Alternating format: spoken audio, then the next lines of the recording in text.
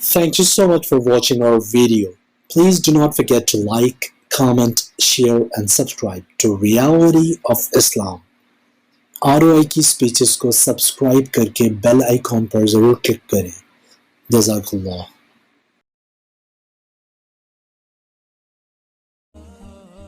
روزے کی حالت میں دن میں سرما لگانا جائز ہے.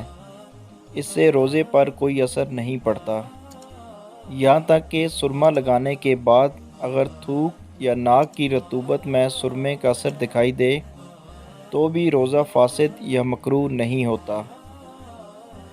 اگر روزے کے دوران آنکھ میں دوائی ڈالنے یا لگانے کی ضرورت ہے تو دوائی ڈالنا یا لگانا جائز ہے، اس سے روزہ فاسد نہیں ہوتا.